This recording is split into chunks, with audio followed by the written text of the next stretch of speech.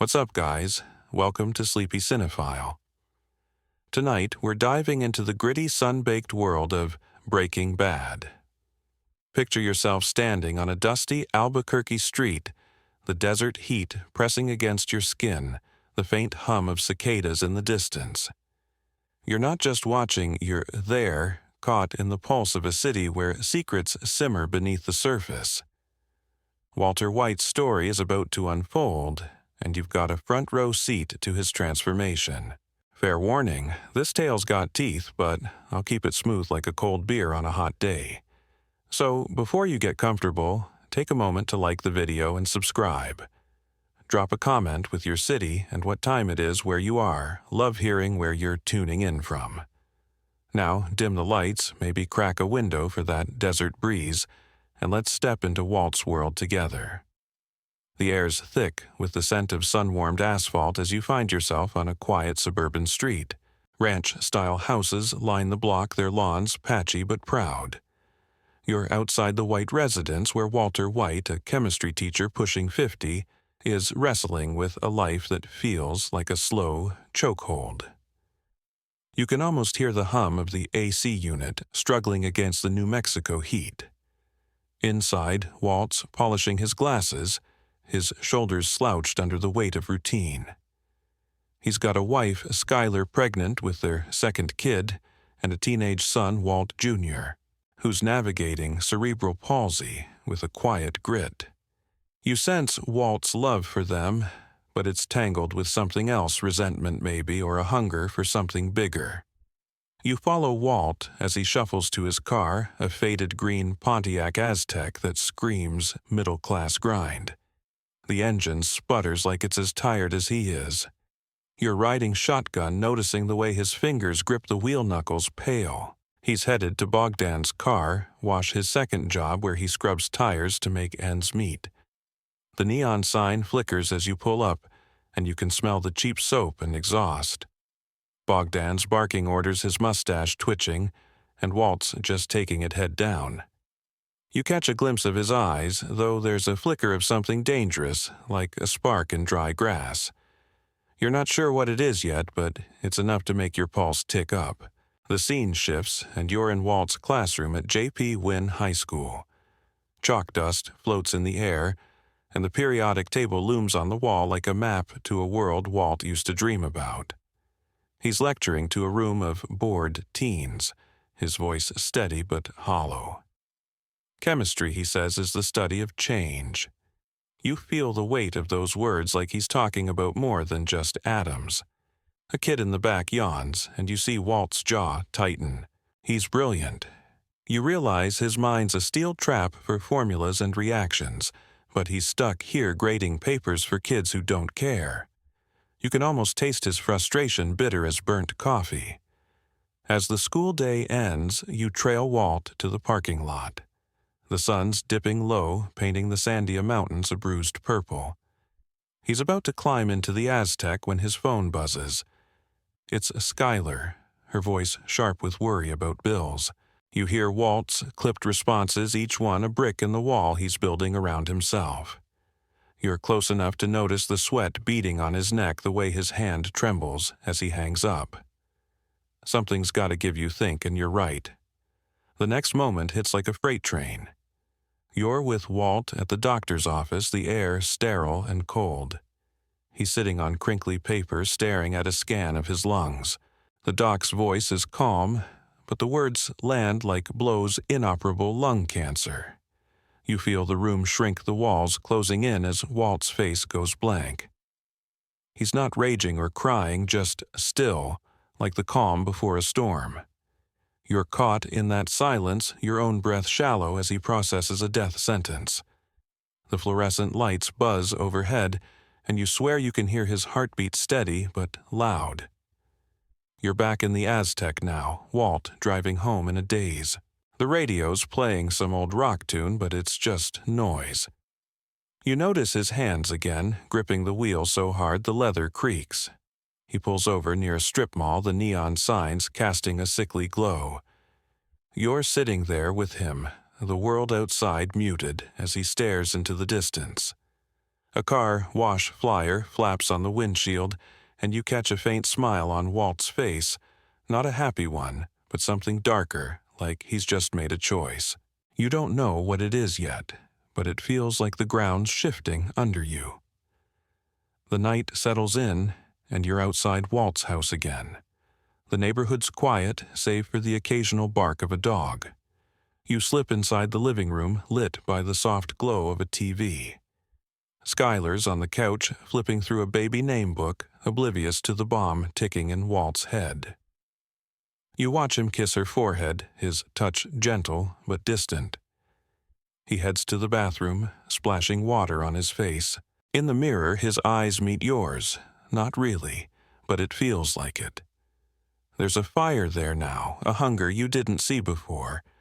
You realize you're not just watching a man, you're watching the birth of something else. You step back into the night, the stars sharp against the black sky. Albuquerque hums with a low, restless energy like it's waiting for Walt to make his move. You can still smell the desert dust, feel the heat lingering in the air. Somewhere out there, a former student named Jesse Pinkman is slinging meth, clueless that his old teacher's about to crash into his world. You're caught in the pull of it, the story unfolding like a slow burn. Walt's not just a teacher anymore. He's a man with nothing to lose, and you're along for the ride. The streetlights flicker as you linger, the city's pulse syncing with your own. You can almost hear Walt's voice, low and steady, echoing his classroom lecture. Chemistry is change. You feel it now, the shift in the air, the spark that's about to ignite. This isn't just a story, it's a descent, and you're right there watching it unfold. The desert night wraps around you warm and heavy as Walt's world starts to crack open. You're back in Albuquerque, the morning sun, clawing its way over the horizon, painting the sky a fiery orange. The air's still cool, carrying the faint scent of creosote from the desert scrub. You find yourself outside Walt's high school J.P. Wynn, where the parking lot's filling up with beat-up sedans and kids dragging backpacks. Walt's already inside, and you slip into his classroom. The linoleum floor scuffed the air thick with the chalky smell of yesterday's lessons. He's at his desk grading papers, but you notice his pen's barely moving. His eyes are distant, like he's staring through the stack of quizzes into something deeper, something that's eating him alive. You settle into the back of the room, invisible, but close as Walt stands to start his lecture. The bell rings, and a handful of students slouch in their energy low like they're already checked out. Walt's voice is steady, but there's a strain you didn't catch before, like a guitar string wound too tight. Today, he says, we're talking about catalysts, substances that speed up reactions without being consumed. You feel the weight of his words, the way they hang in the air. He's not just teaching. He's wrestling with something, his mind turning over the cancer diagnosis like a puzzle he can't solve. You see a kid doodling in the back, oblivious, and Walt's eyes flicker with a mix of frustration and resignation. The classroom's stuffy, the windows cracked open to let in a sluggish breeze. You notice Walt's tie slightly crooked, and the way his hands move when he talks about chemical bonds, precise, almost reverent. He loves this stuff, you realize, but it's not enough anymore. You're close enough to see the faint sheen of sweat on his forehead, the way his jaw clenches when a student's phone buzzes. He's trying to hold it together, but you can feel the cracks forming, the pressure building like a gas leak waiting for a spark. You follow Walt out as the period ends, the hallways buzzing with slamming lockers and sneakers squeaking on tile. He's headed to the teacher's lounge, a cramped room that smells like burnt coffee and microwave popcorn. You watch him pour a cup, his movements mechanical, while another teacher drones on about budget cuts.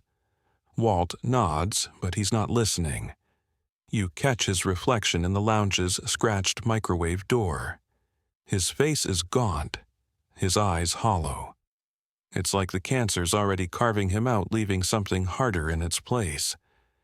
You feel a pang, not pity exactly, but a sense of standing at the edge of something big. The day drags on, and you're with Walt as he drives to the car wash after school. The Aztec's radio is off now, the silence heavy. You notice a cough rattling in his chest, small but persistent, and the way he grimaces like he's trying to will it away. At Bogdan's, the neon sign buzzes like an angry wasp, and you smell the sharp tang of cleaning chemicals. Walt's in his apron hosing down a pickup truck, his shirt damp with sweat. Bogdan's hovering, barking about a spot Walt missed, and you see Walt's hand tighten on the hose just for a second. It's a flash of something raw, something that makes your pulse tick up. You're starting to get it. This isn't just about money or sickness. It's about pride, about a man who's done playing small. You're still there when Walt's shift ends the sky, bruising into dusk. He's in the Aztec, parked outside a strip mall, the same one from last night. You're in the passenger seat again, the upholstery warm from the day's heat. Walt's staring at a pawn shop across the lot, its windows plastered with ads for gold buyers and payday loans. You notice his fingers tapping the wheel, restless, like he's working up to something. Then he pulls out his phone, hesitates and dials. You hear a voice on the other end, Hank, his brother-in-law, the DEA agent. Walt's voice is calm, asking about a ride-along for research. You catch the lie, smooth as glass, and Hank's laugh, clueless. The call ends, and Walt's face shifts a faint smirk, tugging at his mouth. You feel the air change like the first gust before a storm. The scene shifts, and you're at Walt's house, the night settling in like a heavy blanket. You're in the living room, where Skyler's balancing a checkbook, her brow furrowed. Walt's in the kitchen, chopping vegetables for dinner, the knife moving with a precision that feels almost surgical. You notice the way Skyler glances at him like she's trying to read a book in a language she doesn't know. "You okay?" she asks, her voice soft but probing. Walt nods, flashing a smile that doesn't reach his eyes. You feel the tension, the unspoken weight of his secret. The TV's on low, while some local news story about a meth bust, and you see Walt's knife pause just for a second. You're starting to see the gears turning, the plan forming. You slip outside as Walt takes out the trash, the neighborhood quiet, except for the hum of sprinklers. The stars are out sharp against the black sky, and you smell the faint sweetness of blooming desert flowers. Walt's standing by the curb, staring at the trash can like it's a metaphor for his life. You're close enough to hear his breath uneven and the cough that breaks the silence. He looks up at the sky, and you swear you see something shift in his eyes, a decision final and cold. You remember his lecture about catalysts, and it hits you. The cancer's not just killing him, it's waking him up. The night deepens, and you're trailing Walt as he heads to bed. The house is dark, save for the glow of a hallway nightlight.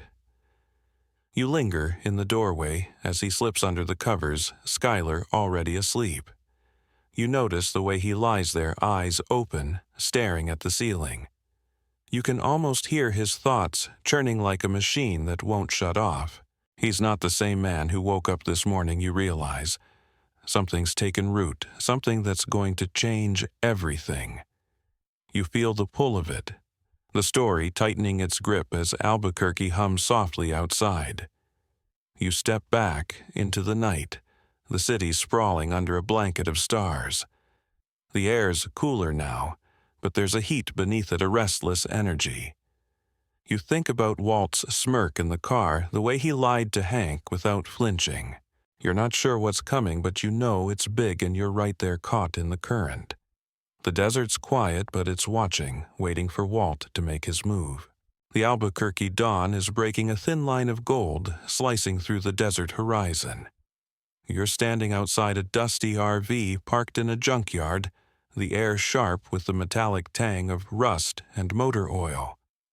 The vehicle's a beat-up relic, its paint chipped, but there's a strange energy humming around it, like it's waiting for something to happen. You're here because Walt is, and you can feel the weight of his decision from last night trailing him like a shadow. You're about to witness his first real step into a world he's only glimpsed from the outside, and the air's thick with possibility. You slip inside the RV, the interior cramped and cluttered empty soda cans, a stained mattress, a camping stove teetering on a folding table. The chemical smell hits you first, acrid and biting like bleach mixed with something sweeter. Walt's here, standing stiffly in a yellow hazmat suit, the kind you'd see in a lab, not this rolling wreck. Across from him is Jesse Pinkman, his former student, all wiry energy and baggy clothes, his eyes darting like he's half expecting trouble. You catch Jesse's voice high and skeptical. "Yo, Mr. White, you sure about this?" Walt's response is calm, almost professorial, but there's steel underneath. "We're doing this right, Jesse." You feel the tension, the clash of their worlds, Walt's precision meeting Jesse's chaos. You settle into a corner, the RV's walls creaking as Walt starts setting up equipment. Glass beakers clink, and a burner hisses to life. You're struck by how natural Walt looks, his hand steady as he measures out chemicals with the care of a chef.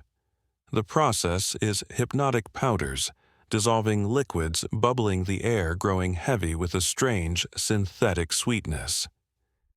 You realize this is Walt's element, not the classroom, but this makeshift lab where his genius can breathe. Jesse's watching half-impressed, half-nervous muttering about cooking some serious product. You smile at his slang, the way it cuts through the intensity like a stray breeze. The sun's climbing now, its light slanting through the RV's grimy windows, casting long shadows. You notice Walt's focus the way his brow furrows as he adjusts a valve. He's explaining the chemistry to Jesse, something about methylamine and yields, but you're more caught by the shift in his voice. It's not just confident, it's alive, like he's shedding a skin he's worn too long. You feel a jolt, realizing this isn't just about money for him. It's about power, about proving something to a world that's written him off. The thought lingers heavy as the chemical fumes curling around you. You're still there as the cook finishes the RV, now warm and hazy. Walt and Jesse are packing up their suits, crinkling. You see the product as small clear crystals that catch the light like broken glass. Jesse's grinning, holding a bag up like it's a trophy, but Walt's face is unreadable. You catch a flicker of pride in his eyes, though, and something darker hunger, maybe. You're close enough to hear his breath steady but quick, like he's just run a race. The RV door swings open, and the desert air rushes in sharp and clean, cutting through the chemical haze. You step out with them, the junkyard sprawling under a sky that's too blue for what just happened. You follow Walt as he drives back to town, the Aztec rattling along empty roads. The radio's off again, and you notice his hand still steady, but now there's a faint tremor, like the adrenaline's wearing off. You're in the passenger seat. The city coming into view, strip malls, gas stations, the Sandia Mountains looming in the distance. Walt's headed home, but you sense he's carrying something new, something that won't fit back into his old life. You think about Skyler, about the dinner table he'll sit at tonight, and wonder how long he can keep this secret. The scene shifts, and you're outside Walt's house as evening falls. The neighborhood's quiet, the air cooling as the stars prick through the sky. You slip inside where Skyler's cooking the kitchen warm with the smell of garlic and onions. Walt's at the table helping Walt Jr. with homework, his voice gentle but distracted. You notice Skyler watching him, her eyes narrowing just a fraction. She doesn't know, not yet, but you feel her suspicion like a low hum in the room. The TV's on a news anchor droning about local crime, and you see Walt's hand pause over a math worksheet. You're starting to get it. This double life is a tightrope, and he's just taken his first step. You step back outside, the night settling over Albuquerque like a heavy curtain. The city's alive, its pulse steady car horns, distant sirens, the faint thump of music from a neighbor's house. You think about the RV, about those crystals glinting in Jesse's hand.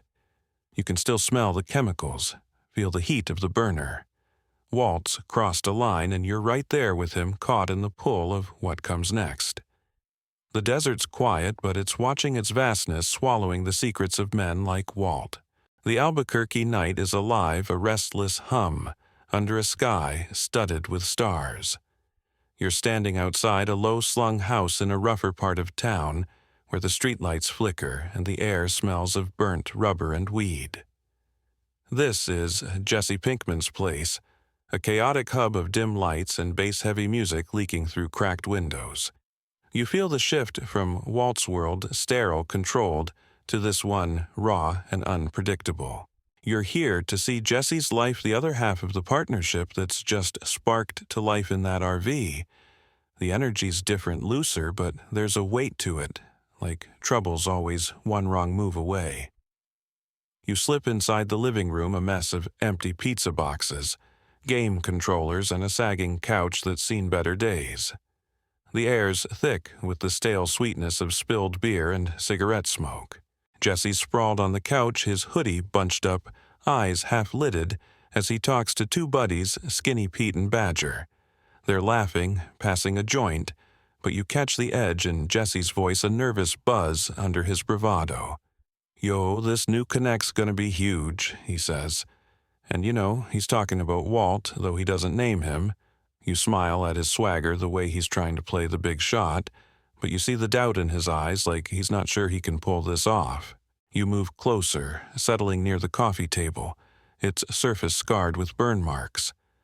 Jesse's phone buzzes and he checks at a text from a buyer, you guess by the way his jaw tightens.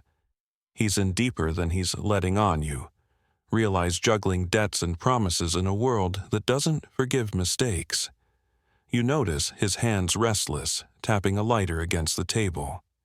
He's not like Walt, there's no grand plan here, just a kid scrambling to stay afloat. You feel a tug of sympathy, but it's mixed with something else, a sense that Jesse's chaos is the perfect fuel for Walt's fire. The night rolls on and you follow Jesse as he heads out his beat-up Monte Carlo, rumbling through streets lined with chain-link fences and faded murals. You're in the passenger seat, the dashboard littered with fast food wrappers. The radio's blasting some old-school hip-hop, and Jesse's nodding along, but you see his eyes darting to the rearview mirror, checking for cops or worse. He pulls into a dimly lit parking lot behind a dive bar, the neon sign buzzing, "Cold beer." You smell the asphalt still warm from the day as Jesse meets a guy in a hooded jacket. The exchange is quick cash for a small baggie, but you catch the way Jesse's shoulders stay tense, like he's waiting for the deal to go south. It doesn't, and he's back in the car, exhaling hard. You're starting to get him. He's not built for this life, not really, but he's too deep to walk away. You're back at Jesse's house as dawn creeps in the sky, a bruised purple. He's alone now. His friend's gone, the place quiet, except for the hum of a fridge. You watch him slump into a recliner, staring at a TV playing infomercials on mute. The room's a mess, but you notice a photo taped to the wall, a younger Jesse, maybe 16, grinning with a woman who looks like his mom. It's a glimpse of something softer, something he's buried under all this noise. You feel the ache of it, the way his past is slipping through his fingers. His phone lights up again, another text, and he groans, rubbing his face.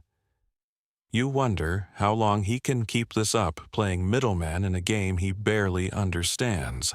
The scene shifts, and you're with Jesse at a diner later that day, the kind with sticky tables and coffee that tastes like regret. He's meeting Walt, and you slide into the booth's cracked vinyl seat, invisible, but close. Walt's in a button-up, looking out of place among the truckers and hungover locals.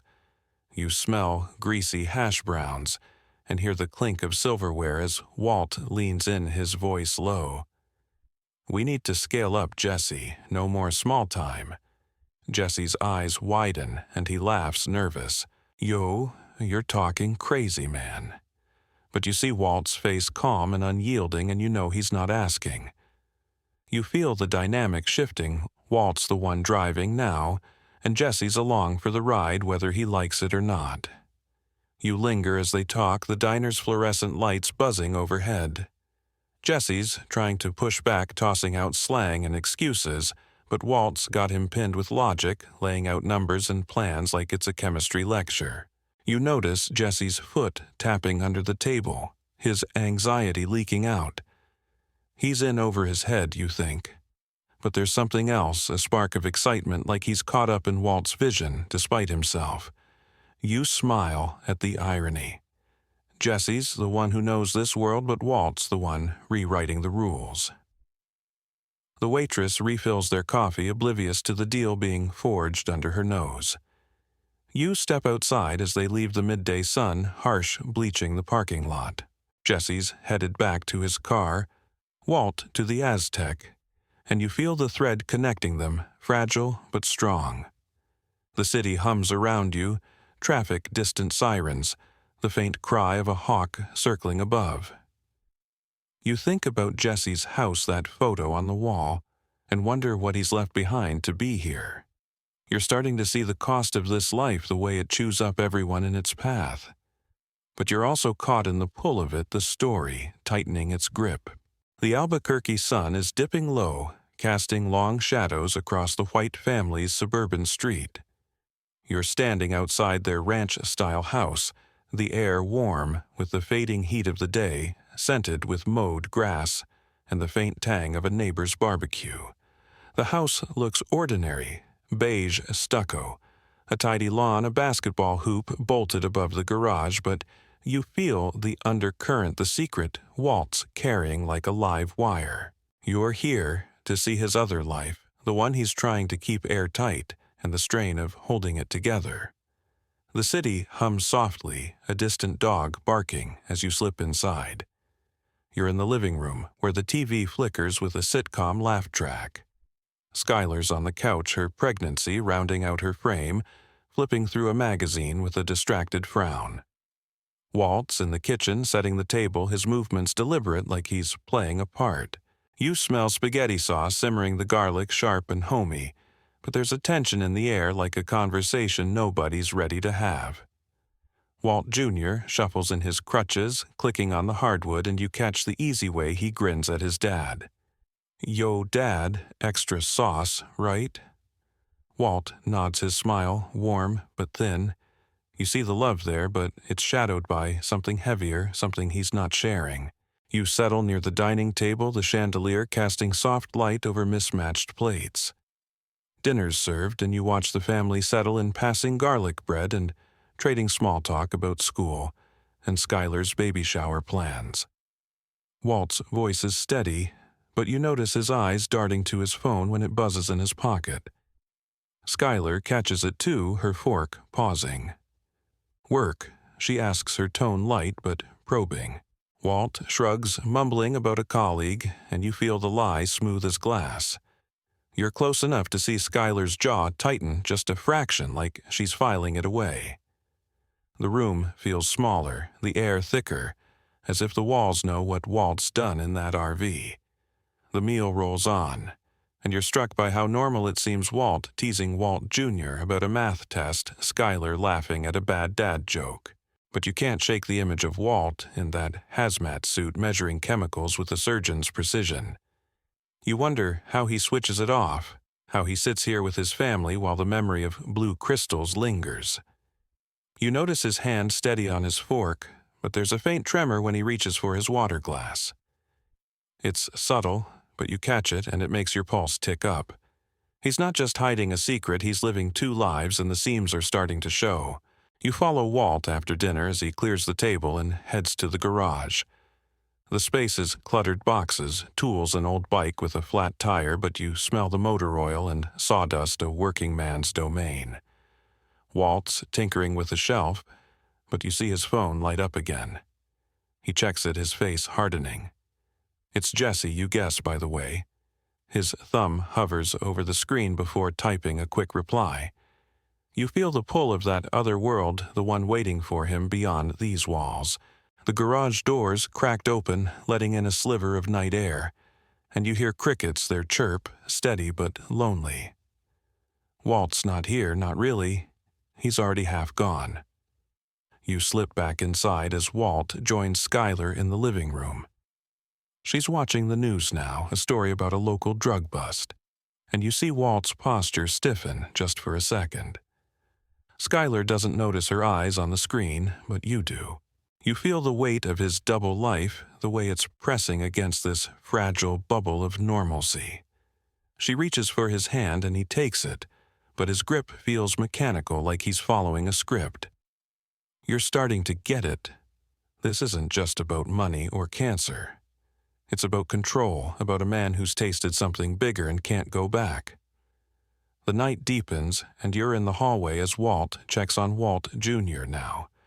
Asleep his room, a mess of posters and sneakers. Walt lingers in the doorway, his face softening, and you feel a pang. He loves this kid, would do anything for him. But you wonder if that's still true, or if the man in the RV is starting to take over. You notice a cough, small but sharp, as Walt heads to bed. Skyler's already under the covers, her breathing slow, and Walt slides in beside her, careful not to wake her. You see his eyes open and staring at the ceiling, the faint glow of a streetlight seeping through the blinds. He's not sleeping, you realize he's planning. You step outside, the neighborhood quiet, the air cool and heavy with the scent of desert sage. The stars are sharp, and Albuquerque feels vast, its secrets buried under the surface. You think about that text from Jesse, about the crystals glinting in the RV's dim light. Walt's balancing on a knife's edge, and you're right there watching him teeter. You hear his voice from the classroom echoing back. Catalysts speed up reactions. He's the catalyst now, and the reaction's just beginning. The Albuquerque dusk is settling, a haze of orange and purple bleeding across the sky. You're standing in a grimy industrial lot, the air thick with the smell of diesel and rotting garbage. Chain-link fences rattle in the breeze, and in the distance the city's neon lights flicker like a promise of trouble. You're here because Walt and Jesse are pulled into a deal that feels like stepping onto a tightrope. The place is Tuco Salamanca's lair, a rundown office tucked behind a junkyard, and the vibe is all wrong tense, like the air before a lightning strike. You feel the weight of Walt's new world, the one he's chosen, and it's about to get real.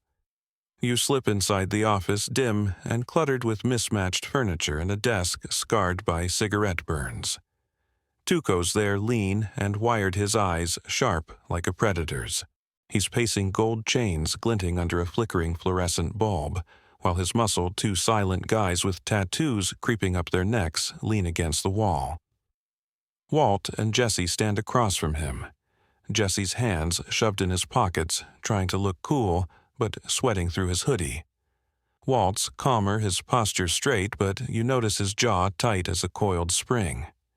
You smell the stale coffee and something sharper, maybe gun oil, and it sets your nerves on edge. Tuco's voice cuts through the room, loud and jagged. "So, you're the new guys, huh? Got something special for me?" He's grinning, but it's not friendly. It's a challenge. Jesse starts to talk, his words tripping over each other, but Walt steps in, his voice low and steady. "We've got a product that's pure, 99%. You feel the room shift. Tuco's eyes narrowing as he leans forward. You're close enough to see the faint tremor in Jesse's hand, but Walt's like a rock, his gaze locked on Tuco. You realize he's not just selling meth, he's selling himself, his confidence a weapon sharper than any knife. You settle near a cracked window, the desert air seeping in warm and dry. Tuco's inspecting a sample, those blue crystals you saw in the RV, holding them up to the light like they're diamonds. He snorts a line, his head snapping back, and laughs, wild and unhinged. "This is the real deal," he shouts, slamming the desk. You feel the energy spike, the deal teetering between a win and a disaster. Walt's explaining yields using words like consistency and scale, and you're struck by how he sounds like a teacher, not a drug dealer. But Tuco's not buying the lecture. He's all instinct, and you see his mood swing, his grin fading as he asks, Why should I trust you? The question hangs, and you feel the air tighten. Jesse's frozen, but Walt doesn't flinch. He reaches into his bag slow and deliberate and pulls out a small vial of crystals. You catch your breath. He's not just negotiating, he's playing a game nobody else sees. This, Walt says, holding it up, is what I can do. He tosses the vial onto the desk and you realize it's not meth, it's fulminated mercury, a trick from his chemistry playbook. Tuco laughs, thinking it's a bluff, but Walt's eyes are cold, daring him to test it. You feel the moment stretch your pulse racing as Tuco grabs the vial and slams it on the floor. The explosion is small but sharp, a crack like a gunshot, and the room erupts in chaos. Glass shatters. Tuco's men draw guns and Jesse ducks, cursing. You're braced against the wall, the smell of burnt chemicals stinging your nose. Tuco's laughing again, wilder now, but there's respect in his eyes as he looks at Walt. You got balls, man, he says, clapping Walt on the shoulder. You see Walt's face calm but alive, like he's just aced a test. You're stunned, not just by the stunt, but by what it means Walt's not just in this world, he's rewriting its rules. The deal's done, cash changing hands, and you follow Walt and Jesse out the night air, hitting you like a slap. The junkyard's quiet now, save for the distant howl of a coyote. You're in the Aztec, Walt driving Jesse in the passenger seat, still rattled. Yo, that was insane, man, Jesse says, half laughing, half panicked. Walt's silent, but you see his hands on the wheel, steady as ever. You feel the shift. He's not just a teacher anymore. He's Heisenberg, and you're watching him take shape. You're back on Albuquerque's streets, the city sprawling under a blanket of stars. The neon signs hum, and you smell the desert dust, faint but ever present. You think about Tuco's laugh, the way Walt played him like a chess piece. This isn't just a deal, it's a declaration, and Walt's just raised the stakes. You feel the story pulling you deeper, the city's pulse syncing with your own. The Albuquerque night is heavy, the air thick with the scent of desert dust, and the faint hum of a city that never fully sleeps. You're standing outside Walt's house, the streetlights casting a pale glow over the quiet suburb. The stars are sharp, but your focus is on Walt, who's just returned from Tuco's lair, his deal sealed with a bang. You feel the shift in him. The man who walked out of that junkyard isn't the same one who kissed Skyler goodnight a week ago. You're here to witness the birth of something new, Heisenberg, and the weight of that name is starting to settle. You slip into the shadows, following him into his world. You're in the White family garage, the air cool and smelling of motor oil and old cardboard. Walt's alone, the door to the house closed, a single bulb swinging overhead. He's unpacking a duffel bag, cash from Tuco bundled in rubber bands, and you see his hands steady but deliberate as he counts it. The bills rustle crisp and green, and you catch a glint in his eyes, not just relief, but something fiercer, like a man who's tasted victory and wants more. You notice a black pork pie hat on a shelf half buried under tools. He picks it up almost absently and tries it on, tilting it low. You feel a jolt. This is it, the moment he steps into the role. Heisenberg, he mutters, testing the word, his voice low and gravelly. You're close enough to hear the conviction, and it sends a shiver through you. You follow Walt as he hides the cash, tucking it into a vent behind a stack of paint cans. His movements are precise, like he's solving a chemistry problem, but you see the tension in his shoulders, the weight of the secret he's burying. The garage feels smaller, the walls closing in, and you smell the faint tang of rust, like the world's starting to corrode around him. He coughs a sharp rattle that breaks the silence, and you're reminded of the cancer, the clock ticking in his chest. But instead of fear, you see defiance in his face, a man who's decided to burn bright before he burns out. The scene shifts, and you're with Walt the next day, driving through Albuquerque's sun-scorched streets. The Aztec's engine grumbles, and you're in the passenger seat. The city rolling by, strip malls, Tuco, stands the Sandia Mountains looming like silent judges. He's headed to meet Jesse, but you notice something different in his posture, a confidence that wasn't there before. The radio's off, and you hear his breath steady but quick, like he's gearing up for a fight. You think about that hat, the way it changed him, and you realize it's not just a prop, it's armor, a mask for the man he's becoming. You're at a derelict warehouse now, the air hot and stale, smelling of concrete and old grease. Jesse's waiting, pacing in his oversized jacket, his sneakers scuffing the floor. "Yo, Mr. White." "What's with the hat?" he asks, half laughing. Walt doesn't answer, just adjusts it and gets to business, laying out plans for their next cook. You watch Jesse, his eyes darting, still rattled from Tuco but hooked on Walt's vision.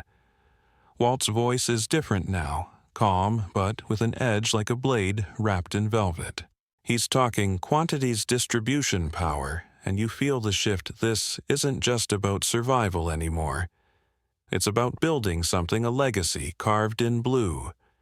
You settle near a stack of crates, the warehouse's shadows stretching long as the sun dips. Walt's sketching a formula on a scrap of paper, explaining purity to Jesse like it's a classroom lecture. But you see the fire in his eyes, the way he leans in, commanding the room. Jesse's nodding, caught in the spell, and you smile at the irony, the student's learning, but the teacher's the one transforming. You notice Walt's hand steady as he points to the paper, but there's a faint scar on his knuckle, a reminder of the explosion he triggered at Tuco's. It's a small mark, but it feels like a brand proof he's crossed a line. The meeting wraps, and you're back in the Aztec, as Walt drives home, the city now lit by neon and streetlights. You smell the desert air through a cracked window, warm and dry, carrying the faint sweetness of sage. Walt's silent, but you see his reflection in the side mirror, the hat's off, but his eyes are still Heisenberg's, sharp and unyielding. You think about Skyler, about the dinner table he'll sit at tonight, and wonder how long he can keep this mask on. The city hums, its pulse quickening, and you feel the story tightening, pulling you deeper. The Albuquerque evening is soft, the sky, a deep indigo streaked with fading gold. You're standing outside the White family home, the air warm with the scent of desert blooms and the faint hum of a sprinkler down the street. The house glows from within its windows, casting rectangles of light onto the lawn, but you feel the undercurrent, the secret Walt's carrying like a loaded gun. You're here to see Skyler, the other half of Walt's world, and the cracks starting to show in the facade he's built. The city's pulse is steady, distant traffic, a neighbor's TV, but there's a tension like a storm brewing just out of sight. You slip inside, drawn to the quiet unraveling. You're in Skyler's home office, a small room off the living room, cluttered with baby books and a clunky desktop computer. The air smells of lavender lotion and fresh paper, a contrast to the chemical haze of Walt's other life. Skyler's at her desk, her pregnancy making her movements slow but deliberate, her blonde hair pulled back in a loose ponytail. She's sorting receipts. Her brow furrowed, but you notice her pause, her fingers lingering on a bank statement. You feel it. She's sensing something's off, like a melody played in the wrong key. The room's quiet, save for the soft hum of the computer and the occasional creak of the house settling. You settle near a bookshelf, its shelves sagging with novels and tax binders. Skyler's eyes are sharp, scanning numbers that don't add up, odd cash withdrawals, gaps in Walt's explanations. You see her chew her lip, a habit when she's thinking hard, and you realize she's not just a housewife. She's a bookkeeper, trained to spot patterns. Walt's been careful, but not careful enough, and you feel the weight of her suspicion heavy as the desert heat. She picks up the phone, hesitating, then dials Walt's school, asking about a supposed late meeting. The secretary's voice is cheerful, oblivious. No staff meetings this week. You see Skyler's face tighten, her hand resting on her belly, and you know she's starting to dig. The scene shifts, and you're with Skyler later that night, the house dark, except for the kitchen's fluorescent glow. She's washing dishes, the water steaming, but her movements are mechanical, her mind elsewhere. Walt's not home yet. Another late night at the car wash, he said, and you feel the absence, the space where trust used to be. You smell the dish soap, sharp and clean, and hear the clink of plates, a rhythm that feels like her trying to hold it together. The TV's on low in the living room, a news report about a drug bust, and you see her glance at it, her hands pausing in the suds. You wonder if she's connecting dots, if the word meth on the screen is starting to mean something more. You follow Skyler as she dries her hands and heads to the bedroom, the air cooler now scented with fabric softener from a laundry basket. She sits on the bed staring at Walt's side where his pillow's neatly fluffed untouched. You notice a photo on the nightstand. Walt Skyler and Walt Jr. at a picnic, all smiles, and you feel a pang. She loves him, you realize, but love doesn't blind her. She opens his nightstand drawer almost absently and finds a burner phone cheap and out of place.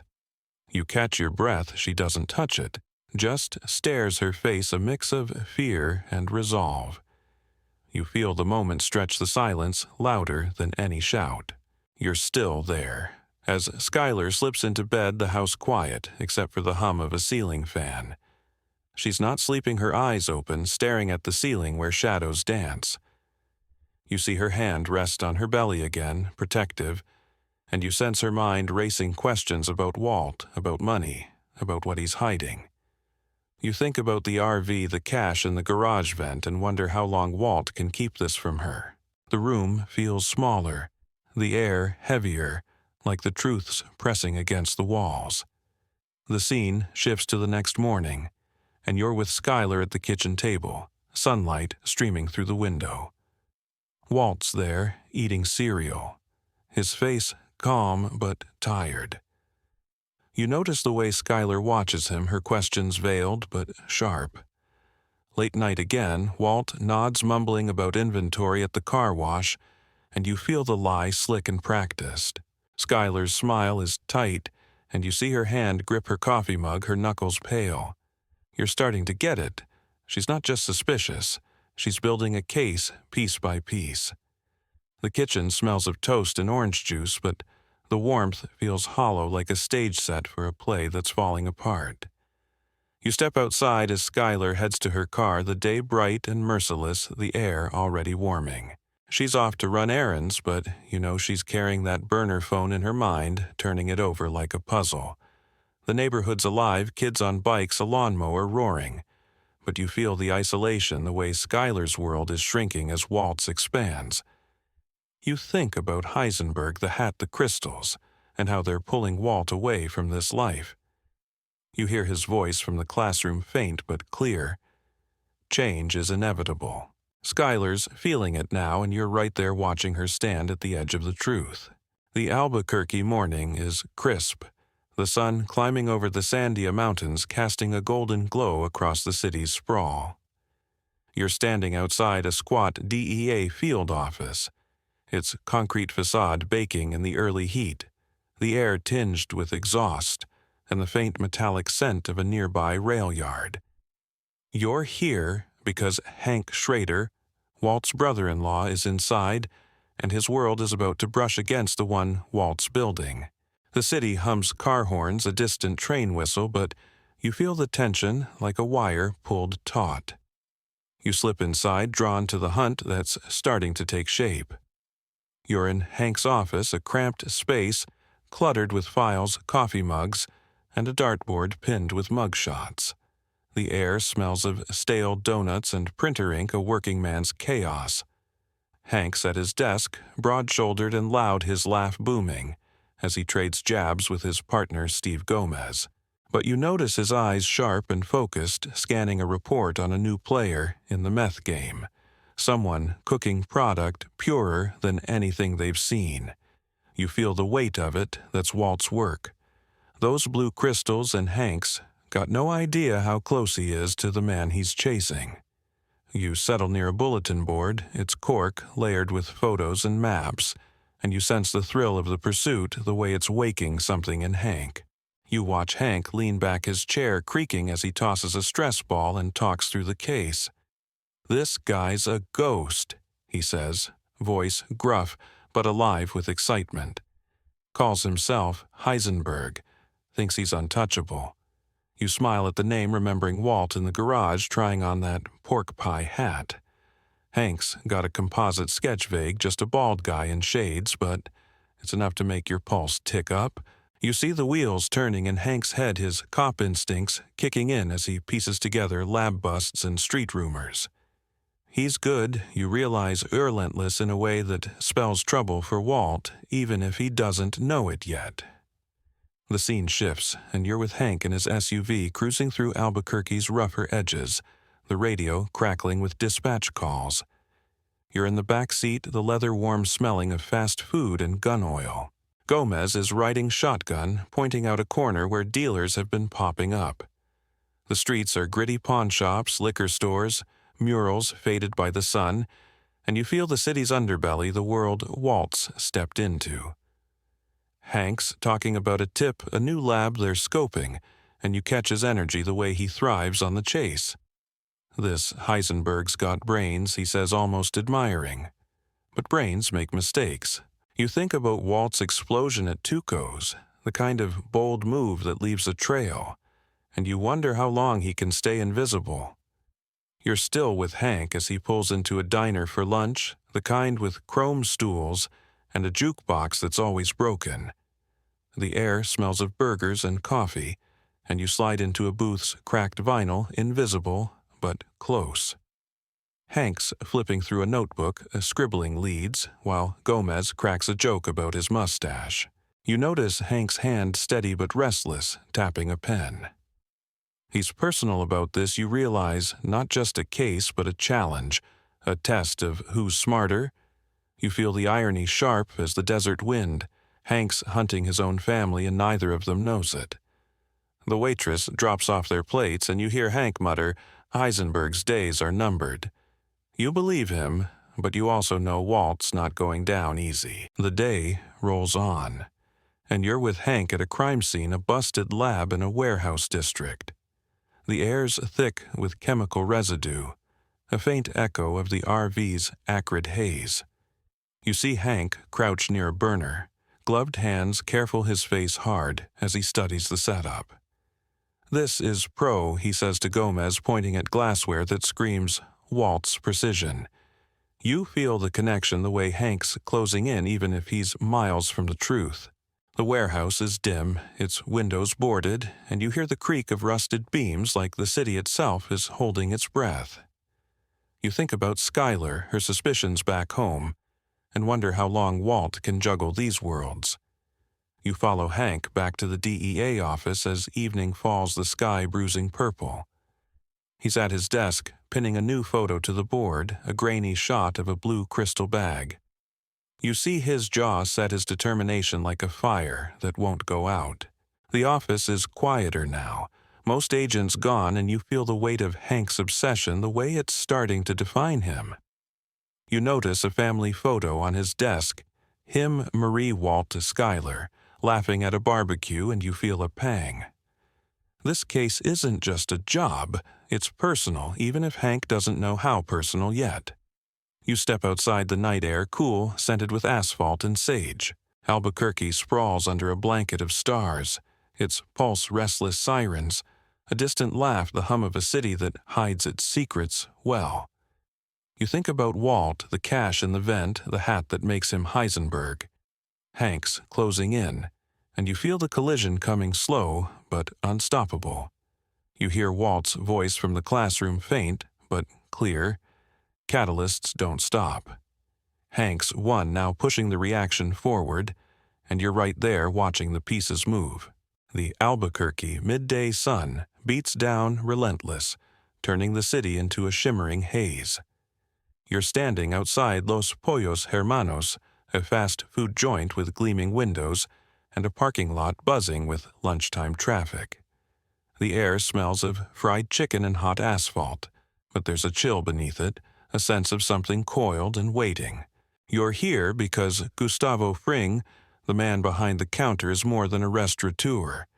He's a kingpin, and Walt's world is about to collide with his. The city's pulse is steady. Car radios chatter from open windows, but you feel the tension like a fuse burning slow.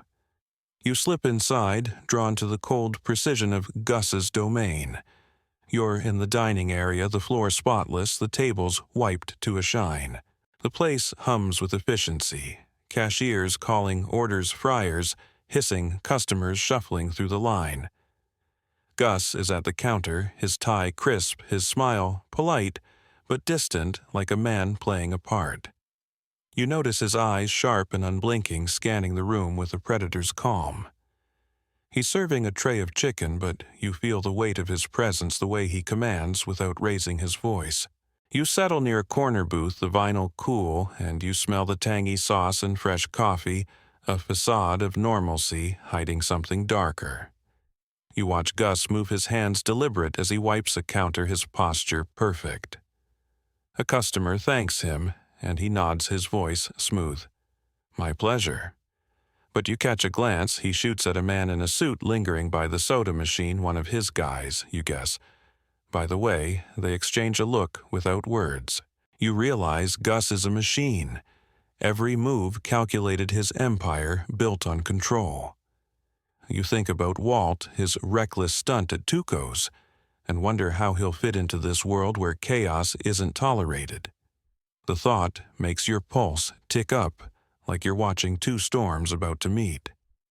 The scene shifts, and you're in the back office, a small room with beige walls and a single desk. Gus is here alone now, reviewing a ledger, his pen moving with surgical precision. The air's cooler, scented with paper, and a faint trace of cleaning fluid. You notice a security monitor flickering, showing the dining area, and you realize he's always watching, always steps ahead. A knock at the door, and one of his men enters, Mike, older, grizzled, with eyes that miss nothing. The new guy's product is clean, Mike says, his voice low. But he's trouble. You know they're talking about Walt, and you feel the weight of Gus's pause, his fingers tapping the desk. "Bring him in," Gus says, his tone flat but final. You're struck by how he decides fates with the ease of ordering inventory. You follow Gus later that day as he drives to a meeting in a nondescript warehouse, the kind that blends into Albuquerque's industrial sprawl. You're in the back of his sedan, the leather seats cool, the air faintly scented with his cologne. The warehouse smells of concrete and old oil, its vastness echoing with the clank of distant machinery. Walt's there, standing with Jesse, his pork pie hat tilted low, his posture defiant. You see Gus size him up. His face unreadable while Walt pitches his product, his voice steady but edged with pride. "I can deliver what Tuco couldn't," he says, and you feel the boldness the way he's challenging Gus on his own turf. Jesse's fidgeting, his sneakers scuffing the floor, but Walt's locked in Heisenberg in full view. You settle near a stack of crates, the shadows long as the sun dips. Gus's response is measured, his words clipped. "I don't work with people I can't trust." You see Walt's jaw tighten, but he doesn't back down, laying out numbers, yields purity like it's a chemistry lecture. You're struck by the clash, Walt's ego against Gus's control fire meeting ice. Gus doesn't commit, just nods and leaves, but you catch a flicker in his eyes, a calculation. You realize he sees Walt's value, but also the danger, and you wonder how long this truce will hold. The warehouse feels colder, the air heavier, like the deal's already shifting the city's balance. You're back at Los Poos Hermanos. As evening falls, the dining area quieter now, the neon sign buzzing outside. Gus is sweeping the floor, a humble act that feels like a mask. You notice his hands steady and precise, and you think about Walt's trembling slightly in the RV's heat. They're opposites, you realize, but bound by the same game, and you feel the story tightening, the stakes climbing. You hear Walt's voice from the classroom, faint but clear. Chemistry is power. Gus knows it too, and you're right there watching their worlds start to tangle. The Albuquerque night is still the city's sprawl, bathed in a silver glow from a half-moon hanging low. You're standing outside an unassuming industrial complex, its concrete walls and steel gates blending into the desert's edge. The air is cool, scented with dust, and the faint tang of chemicals carried on the breeze. You're here because Walt and Jesse have just been ushered into Gus Fring's crown jewel, a state-of-the-art meth superlab hidden beneath a commercial laundry. The hum of machinery is faint, but you feel the pulse of something massive, a machine of precision and power. You slip through the shadows drawn to the heart of Walt's new domain. You're inside now, descending a metal staircase into the lab, the air growing colder, sharper, with a sterile bite like a hospital. The space is vast, its polished concrete floor reflecting banks of fluorescent lights. Stainless steel tanks and gleaming glassware line the walls, a chemist's dream carved out of the earth. You smell the faint antiseptic tang, a stark contrast to the RV's acrid haze. Walt's standing in the center, his pork pie hat off his eyes wide as he takes it in. Jesse's beside him, whistling low, his sneakers squeaking on the floor. "Yo, this is next level," he mutters, and you feel his awe tinged with unease. You settle near a workstation, its surface pristine, and you sense the weight of this place. It's not just a lab, it's a temple to control. You watch Walt move his hands, tracing a reactor's smooth edge, his face alight with something close to reverence. He's in his element, you realize, more than he ever was in that high school classroom. Gus is here too, his suit immaculate, his voice calm, as he lays out terms, quotas, schedules, absolute secrecy. "This is a business," he says, his eyes locked on Walt, not a game. "You see?" Walt nod, but there's a glint in his gaze, a defiance that says he's already bending the rules in his head. You feel the tension, the silent clash of wills, Gus's iron grip versus Walt's hunger to prove himself. The air hums with it like a circuit about to spark. The scene shifts, and you're with Walt and Jesse as they start their first cook in the Superlab. The equipment hums precise and powerful, and you hear the soft hiss of gas, the clink of glass. Walt's in a hazmat suit, his movements surgical, directing Jesse with the authority of a conductor. You notice his voice steady but alive as he explains the process, temperature, timing, purity. "This is art," he says almost to himself, and you see Jesse roll his eyes but follow orders. You're struck by the rhythm, the way Walt's transformed this sterile space into his canvas. The air grows warm, heavy with chemical vapors, and you smell that familiar sweetness, sharper now, refined. You think about the RV, its chaos replaced by this cold perfection, and you feel Walt's evolution, Heisenberg, taking root. You linger as the cook progresses the lab's lights, casting long shadows. Jesse's focused, but you see his hands shake slightly, the pressure of Gus's expectations weighing on him. Walt's unfazed, his confidence almost reckless, like he's daring the world to stop him. You notice a monitor in the corner, its screen flickering with camera feeds. Gus is watching, always watching. You feel the stakes, the way this lab is both a golden ticket and a cage. Walt's talking yields now his pen-scratching numbers on a clipboard, and you realize he's not just cooking, he's building an empire, one batch at a time. You smile at the irony. The man who once graded papers is now grading purity, and he's acing it. The cook wraps, and you're with Walt and Jesse as they strip off their suits, the lab quiet, except for the hum of the ventilation. The product is flawless blue crystals glinting under the lights, and you see Walt's face, a mix of pride and hunger. Jesse's grinning, but it's forced, like he's waiting for the catch. You feel the dynamic shifting. Walt's the master here, and Jesse's starting to feel like the apprentice again. You think about Gus, his ledger, his cold control, and wonder how long he'll tolerate Walt's ego. The lab feels smaller, the air heavier, like the walls are closing in. You follow Walt as he leaves the night air hitting you like a release, warm and scented with sage. He's driving the Aztec, the city's neon lights smearing past, and you're in the passenger seat, the silence thick. You notice his hand steady on the wheel, but there's a faint tremor, like the adrenaline's fading. He's headed home, but you sense he's carrying the lab with him, its precision seeping into his bones. You think about Skyler, the burner phone she found, and Hank pinning photos to his board.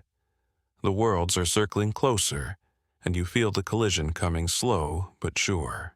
The Albuquerque twilight is fading the city, sinking into a restless night, its skyline a jagged silhouette against a sky bruised purple. You're standing outside Jesse Pinkman's house, the air warm with the scent of desert dust and the faint thump of music leaking from a neighbor's yard. The place looks rougher in the dim streetlight peeling paint, a sagging porch.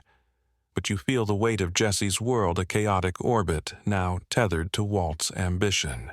You're here to see Jesse caught in the pull of the Superlab and the life he's trying to hold together. The city's pulse, his soft car radios, a stray laugh, but you feel the strain like a thread about to snap.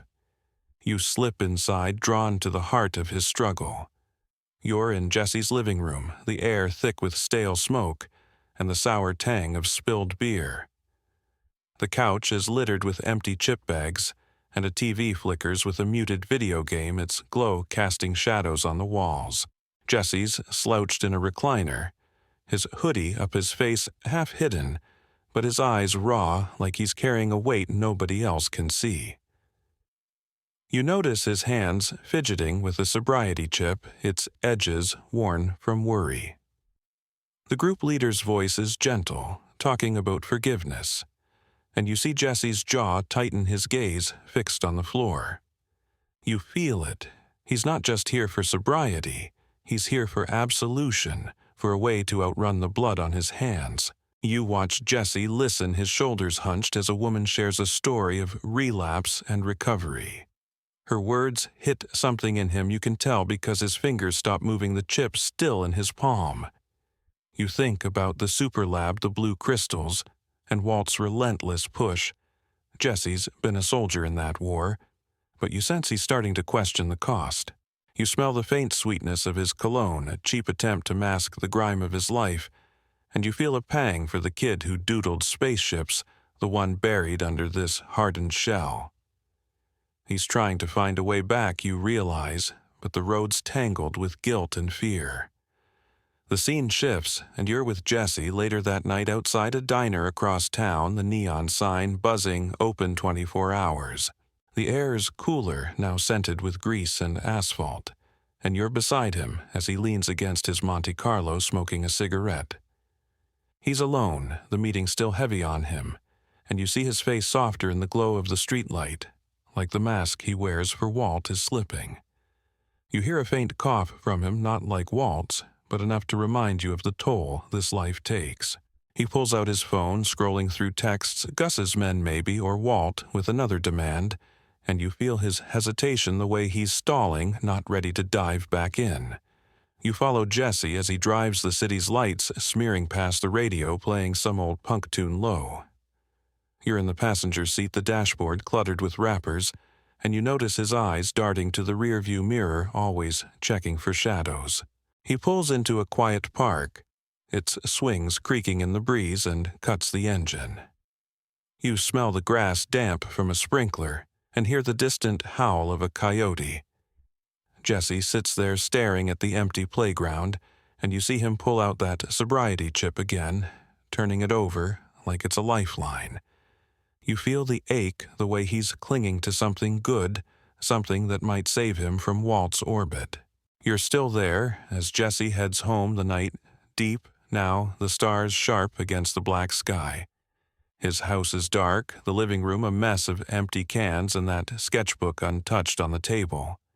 You watch him collapse onto the couch, not bothering to turn on a light, and you notice the photo on the wall, him and his mom, curling further at the edges. He's trying, you think, but Walt's pull is strong, and Gus's shadow looms larger. You feel the weight of his choices the way they're carving him out, and you wonder if redemption is possible in a world this brutal. You hear his breath uneven as he stares at the ceiling, and you sense the fight still in him, fragile but fierce. You step outside, the air cool, scented with dust and sage. Albuquerque sprawls under the moonlight, its pulse faint but restless. Sirens, a car alarm, the hum of a city that hides its wounds. You think about Skyler's investigator Hank's latest bust and Walt's power grab. Jesse's at the center, a pawn starting to see the board, and you feel the story tightening, the threads pulling taut. You hear Walt's voice from the Superlab, faint but clear. "We're the game." Jesse's not sure he wants to play anymore, and you're right, there watching him teeter on the edge. The Albuquerque dawn is breaking, a thin veil of pink and gold creeping over the desert horizon. You're standing outside the industrial laundry that hides Gus's Superlab, the air cool but heavy, with the faint hum of machinery and the sharp tang of cleaning chemicals. The city's waking up, delivery trucks rumbling, early birds chirping, but you feel the undercurrent, the power struggle brewing beneath the surface. You're here because Walt's inside, his ambition swelling like a storm, and you're about to see him make a move that could shake Gus's empire. The pulse of Albuquerque is steady, but you sense the fault lines shifting. You slip through the gates, drawn to the fire in Walt's eyes. You're in the Superlab now, its sterile glow and polished steel a stark contrast to the RV's grime. The air's crisp, scented with antiseptic, and the faint sweetness of a fresh cook. Walt's at a workstation, his hazmat suit crinkling as he adjusts a valve, his movements precise but charged with something new, defiance maybe, or greed. Jesse's nearby prepping chemicals, but you notice his glances at Walt, wary, like he's sensing a change. You settle near a gleaming reactor, its hum low and steady, and you feel the tension the way Walt's pushing against the cage Gus built. The lab's a marvel, but it's also a leash, and Walt's done being tethered. You watch Walt pause, his clipboard in hand. His eyes scanning numbers, yields, purity, profits. He's not just cooking now, he's calculating, plotting a way to tip the scales. You hear his voice low but firm as he tells Jesse, "We're bigger than Gus thinks." Jesse's head snaps up, his voice tight. "Yo, you're talking crazy, man. Gus'll bury us." But Walt's unfazed, his smile thin, almost predatory. You see Heisenberg fully, now the pork pie hat, a shadow in his posture, and you realize he's not just chasing money, he's chasing control, the kind that rewrites the game. You feel a jolt, like the air's electrified, as Walt lays out his plan. Undercut. Gus's distributors siphon off clients, build their own network. The scene shifts, and you're with Walt later that day in a dingy bar on the city's edge, the kind with sticky floors and a jukebox stuck on country tunes. The air smells of cheap whiskey and cigarette smoke, and you slide into a booth's torn vinyl, invisible but close. Walt's meeting a low-level dealer, a guy with nervous eyes and a leather jacket too big for his frame. Walt's voice is calm, his pitch smooth. "Our product's better and we can deliver direct." You see the dealer hesitate, glancing around, but Walt's logic is relentless, his numbers sharp. You notice his hand steady on a glass of water. No tremor, now he's in his element, a predator in a cheap suit. The deal's struck a small crack in Gus's armor, and you feel the ripple the way Walt's rewriting the rules. You're back in the Superlab that night, the lights dimmer, the hum softer. Walt's alone, the cook done, and you see him staring at a batch of crystals, their blue glow catching the light like ice. You smell the chemical tang fainter now, and you notice his face not just proud, but ravenous, like a man who's tasted power and can't stop. You think about Gus, his cold control, and Jesse, his loyalty fraying. Walt's move is bold, but it's reckless, and you feel the danger like a storm cloud gathering. You hear a faint cough sharpen the silence, and you're reminded of the cancer, the clock that's driving him to burn, brighter, faster. You follow Walt as he leaves the night air warm, scented with asphalt and sage. He's driving the Aztec, the city's neon, smearing past, and you're in the passenger seat, the silence thick. You notice his hands gripping the wheel and the faint smirk on his face like he's outsmarted the world. But you also see the weight, the way his eyes dart to the rearview mirror checking for shadows. You think about Skyler, her suspicions hardening, and Hank pinning leads to his board. Walt's empire is growing, but so is the net around him, and you feel the threads tightening, the collision inching closer. You're outside Walt's house as he pulls in the neighborhood asleep, the stars sharp against the black sky. He pauses in the driveway, staring at the garage where his cash is stashed, and you see him adjust the ghost of that hat, a reflex now. You hear his voice from the bar echoing, "We deliver direct." It's not just a deal, it's a declaration, and Walt's betting everything on it. The desert's quiet, but it's watching its vastness, holding the secrets he thinks he can control. The Albuquerque morning is quiet, the sun just cresting the Sandia Mountains, painting the city in soft hues of amber and rose. You're standing outside the White family home, the air cool with the lingering chill of night, scented with fresh-cut grass and the faint sweetness of desert blooms. The neighborhood feels still almost too perfect, but you sense the fracture beneath the surface, the weight of Walt's secrets pressing against the walls of this suburban life. You're here to see Skyler, her suspicions now, a slow burning fire, and the moment she steps deeper into Walt's world. The city's pulse is gentle sprinklers hissing a distant jogger's footsteps, but you feel the tension like a bowstring drawn tight. You slip inside, drawn to the unraveling. You're in the kitchen, the air warm with the smell of brewing coffee and toast. Skyler's at the counter, her pregnancy slowing her movements, but her eyes are sharp, scanning a stack of bills with a bookkeeper's precision. You notice her pause, her fingers lingering on a credit card statement, charges that don't match Walt's stories, small but glaring. You feel her mind working, piecing together the burner phone, the late nights, the lies that don't quite fit. She's not just curious now, she's hunting, and you sense the shift, the way her love for Walt is tangling with betrayal. You settle near the dining table, its surface cluttered with Walt Jr.'s school books, and you smell the faint lavender of Skyler's lotion, a soft contrast to the hardness in her gaze. You watch Skyler move to her home office, the small room, now a battleground of doubt. The air's cooler here, scented with paper and ink, and you hear the hum of her computer as she pulls up bank records. She's methodical, cross-referencing dates, her brow furrowed like she's solving a puzzle.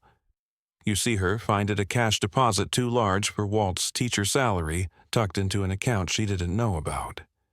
You catch your breath, feeling the moment land like a stone. She leans back, her hand resting on her belly, and you see her face fear, yes, but also resolve, like she's steeling herself for what comes next. You think about the Superlab, Walt's empire growing, and wonder how much Skyler's about to uncover. The scene shifts, and you're with Skyler later that day, driving through Albuquerque's sunlit streets. You're in the passenger seat of her sedan, the air warm through a cracked window, smelling of hot pavement and fast food grease. She's headed to the car wash, Bogdan's place, where Walt claims he's been working late.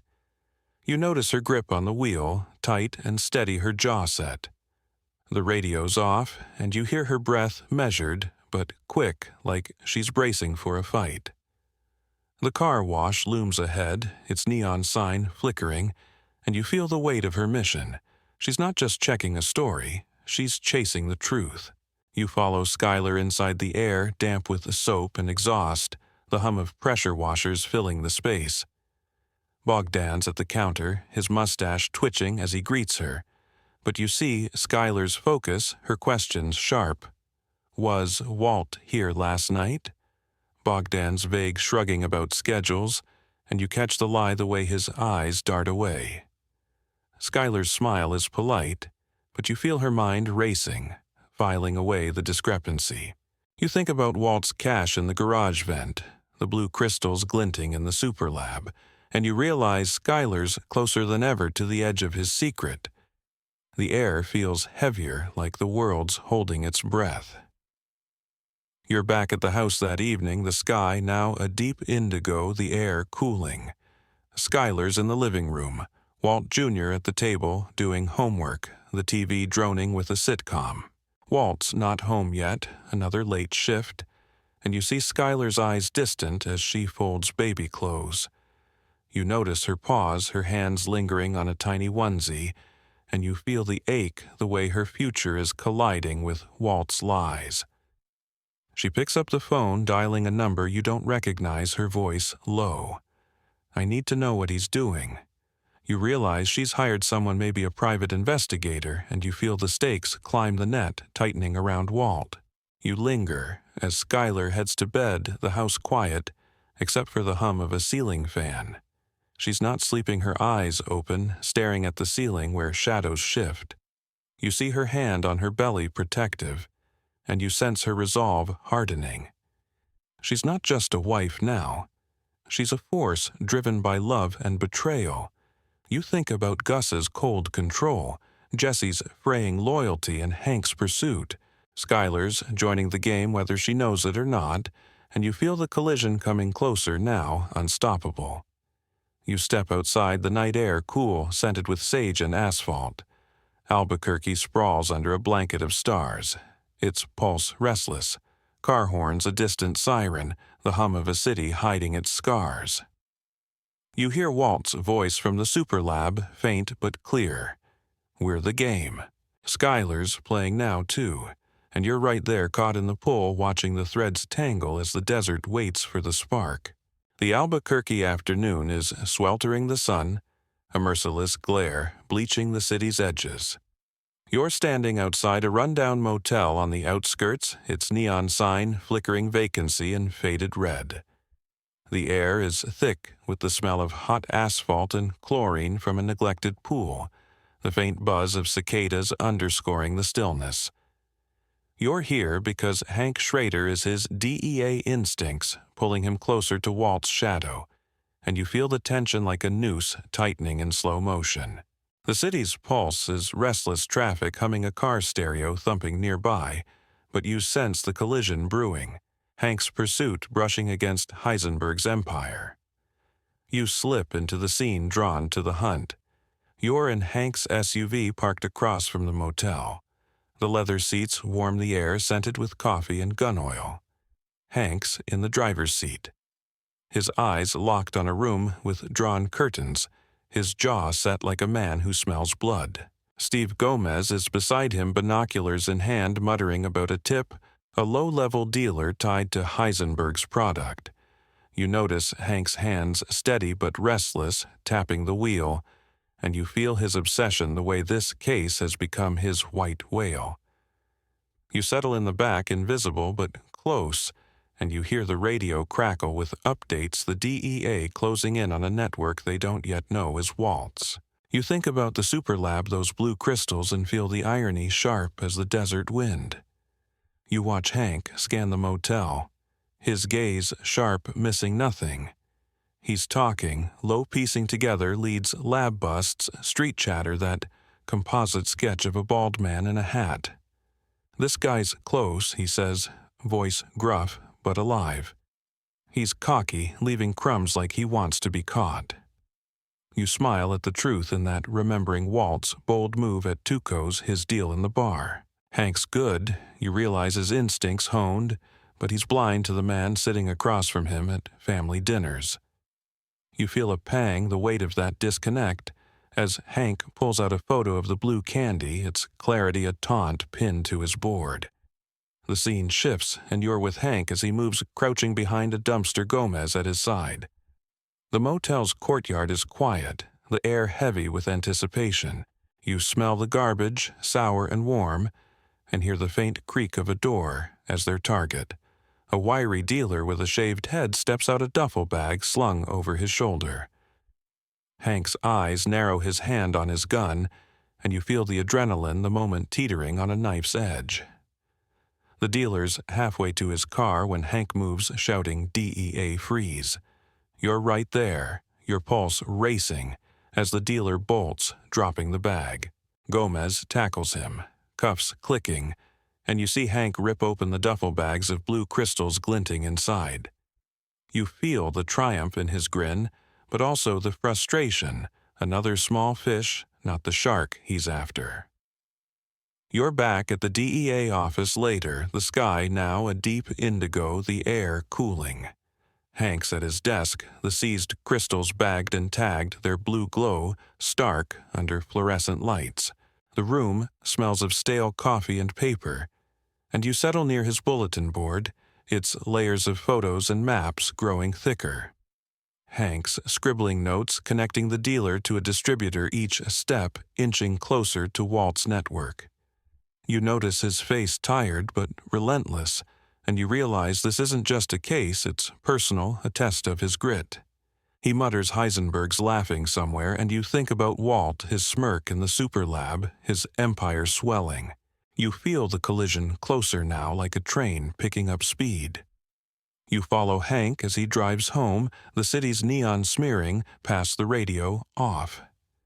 You're in the passenger seat, the silence thick, and you see his hands gripping the wheel, his knuckles pale. He's replaying the bust, you can tell, turning it over like a puzzle. You think about Skyler, her investigator, digging, and Jesse, his loyalty cracking. Hank's a catalyst, pushing the reaction forward, and you wonder how long Walt can stay a ghost. You notice a photo tucked in the sun visor. Him, Marie Walt, Skyler at a barbecue, all smiles, and you feel the ache the way family ties are tangling with fate. You're outside Hank's house as he pulls in the neighborhood quiet, the stars sharp against the black sky. He pauses in the driveway, staring at the garage, and you see the weight of the chase, the way it's carving him out. You hear Walt's voice from the classroom, faint but clear. Change is inevitable. Hank's driving it now, and you're right there watching the pieces move. The desert's silent, but it's watching its vastness, holding the secrets Walt thinks he owns. The Albuquerque dusk is settling, a veil of amber and violet, draping over the city's jagged edges. You're standing outside a community center on the south side, its faded stucco walls glowing faintly under streetlights. The air is warm, scented with desert sage, and the distant tang of grilled street tacos, but there's a heaviness, a quiet ache in the atmosphere. You're here because Jesse Pinkman is inside attending a Narcotics Anonymous meeting, searching for something to anchor him amidst the chaos of Walt's empire. The city's pulse is soft car radios, a stray laugh, but you feel the strain Jesse's world teetering as he grapples with loyalty and redemption. You slip through the doors, drawn to his struggle. You're in a meeting room, the air cool and smelling of instant coffee and folding chairs. The space is dimly lit, a circle of mismatched seats filled with people sharing stories in low, halting voices. Jesse's at the back, his hoodie up, his face half hidden, but his A's raw, like he's carrying a weight nobody else can see. You settle nearby, invisible but close, and you notice his hands fidgeting with the sobriety chip, its edges worn from worry. The group leader's voice is gentle, talking about forgiveness, and you see Jesse's jaw tighten, his gaze fixed on the floor. You feel it. He's not just here for sobriety. He's here for absolution, for a way to outrun the blood on his hands. You watch Jesse listen, his shoulders hunched as a woman shares a story of relapse and recovery. Her words hit something in him, you can tell, because his fingers stop moving, the chip still in his palm. You think about the Superlab, the blue crystals, and Walt's relentless push. Jesse's been a soldier in that war, but you sense he's starting to question the cost. You smell the faint sweetness of his cologne, a cheap attempt to mask the grime of his life, and you feel a pang for the kid who doodled spaceships, the one buried under this hardened shell.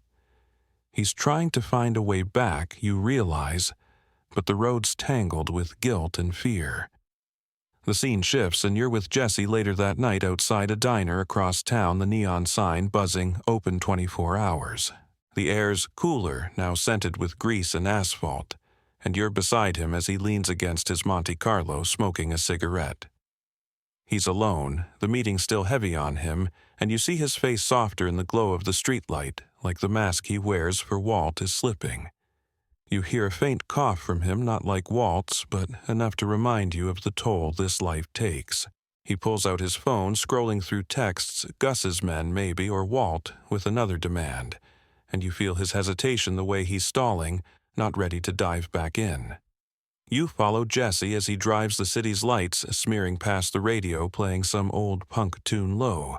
You're in the passenger seat, the dashboard cluttered with rappers, and you notice his eyes darting to the rearview mirror, always checking for shadows. He pulls into a quiet park, its swings creaking in the breeze, and cuts the engine. You smell the grass damp from a sprinkler and hear the distant howl of a coyote. Jesse sits there staring at the empty playground, and you see him pull out that sobriety chip again, turning it over like it's a lifeline. You feel the ache, the way he's clinging to something good, something that might save him from Walt's orbit. You're still there, as Jesse heads home the night deep, now the stars sharp against the black sky. His house is dark, the living room a mess of empty cans and that sketchbook untouched on the table. You watch him collapse onto the couch, not bothering to turn on a light, and you notice the photo on the wall, him and his mom curling further at the edges. He's trying, you think, but Walt's pull is strong, and Gus's shadow looms larger. You feel the weight of his choices, the way they're carving him out, and you wonder if redemption is possible in a world this brutal. You hear his breath uneven as he stares at the ceiling, and you sense the fight still in him, fragile but fierce. You step outside, the air cool, scented with dust and sage. Albuquerque sprawls under the moonlight, its pulse faint but restless. Sirens, a car alarm, the hum of a city that hides its wounds. You think about Skyler's investigator Hank's latest bust in Walt's power grab. Jesse's at the center, a pawn, starting to see the board, and you feel the story tightening the threads, pulling taut. You hear Walt's voice from the Superlab, faint but clear. We're the game. Jesse's not sure he wants to play anymore, and you're right there watching him teeter on the edge. The Albuquerque night is thick, a blanket of stars draped over a city that hums with restless energy. You're standing outside the industrial laundry, its steel gates locked tight, but you feel the pulse of the Superlab beneath a heartbeat of ambition and danger. The air is warm, scented with desert dust, and the faint tang of chemicals seeping from the facility. You're here because Walt's empire built on blue crystals, and Heisenberg's nerve is starting to crack, and you're about to witness the unraveling. The city's pulse is uneven, distant sirens, a low rider's bass thumping, but you sense the collapse like a house of cards trembling in the wind. You slip through the shadows drawn to the fall. You're in the Superlab, its sterile glow dimmed to the air, cool and sharp, with the antiseptic bite of a fresh clean. Walt's at a workstation, his hazmat suit half off his face, etched with a mix of fury and focus. Jesse's nearby, his eyes hollow, packing up equipment with mechanical precision. You notice the tension thicker than the chemical fumes, as Walt snaps about a missed quota. Gus is tightening the screws, he says, his voice low but venomous. You feel the shift. Walt's not just fighting Gus now, he's fighting time, his cancer, the weight of his own ego. You settle near a gleaming tank, its hum a steady drone, and you smell the faint sweetness of a recent cook, a reminder of the empire Walt's losing grip on. You watch Walt pace his pork pie hat on a shelf, but Heisenberg's edge sharp in his movements. He's ranting about distributors jumping ship, clients, slipping to rivals, and you see Jesse's flinch, his loyalty fraying like a worn rope. Yo, maybe we slow down. Jesse ventures, his voice cautious. Walt rounds on him, eyes blazing. Slow down, and we're dead. You feel the fracture, the way Walt's pushing Jesse past his breaking point. You think about the NA meeting Jesse's sobriety chip and realize he's not just scared he's done being a soldier in Walt's war. The lab feels colder, the walls closing in like the machine Walt built is turning on him. The scene shifts, and you're with Walt later that night driving through Albuquerque's neon-lit streets.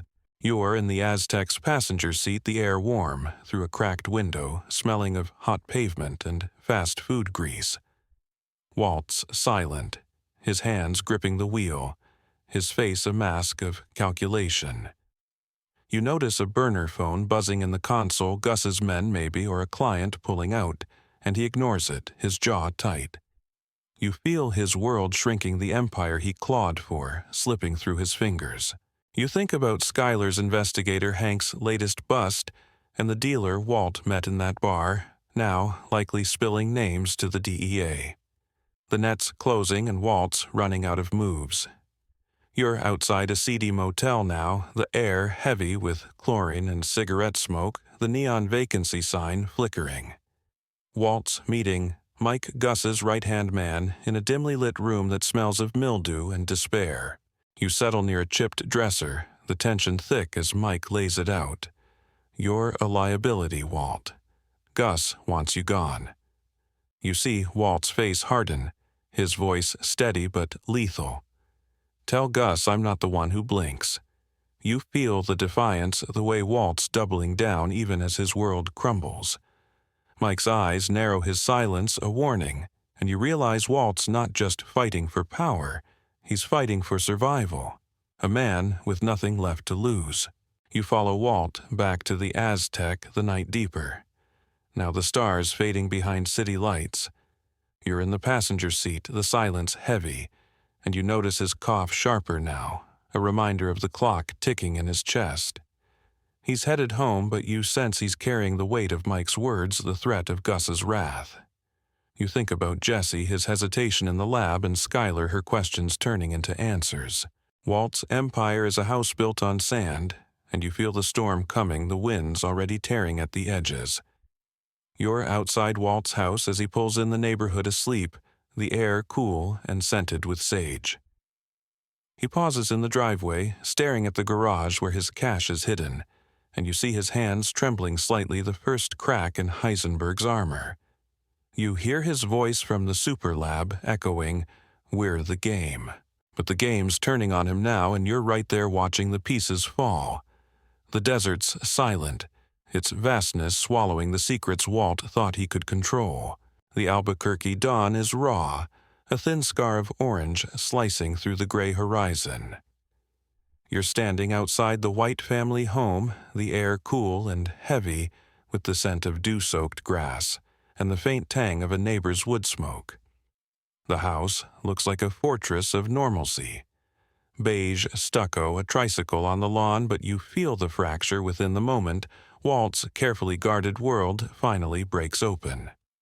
You're here to witness Skyler and Walt Jr. confront the truth, the lies unraveling like a pulled thread. The city's pulse is hushed sprinklers, hissing a distant garbage truck, but you sense the storm, the collision of Walt's two lives now unavoidable. You slip inside, drawn to the reckoning. You're in the living room, the air warm with the smell of brewed coffee and baby formula, the TV off for once, its silence louder than any noise.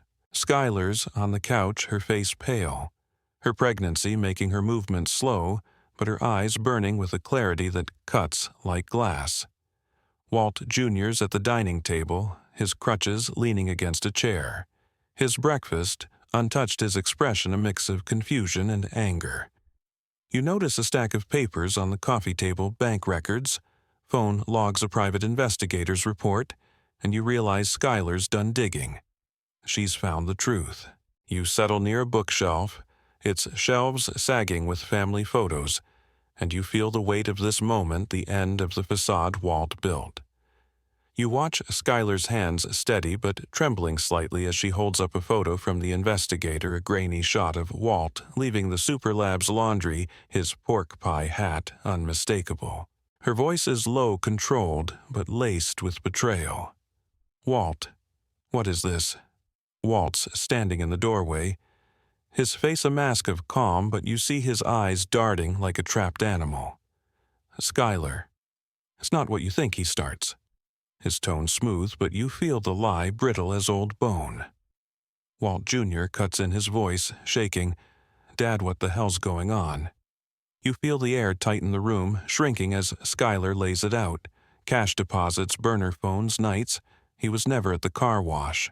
You think about the Superlab, the crystals, and Gus's threat, and you know Walt's out of moves. You linger as Skyler presses her questions sharp. Each one a blade. Are you making drugs? Walt. Is that what this is? You see? Walt's jaw clenches, hands balling into fists, and you feel the shift. He's not Heisenberg here, not yet, but he's cornered.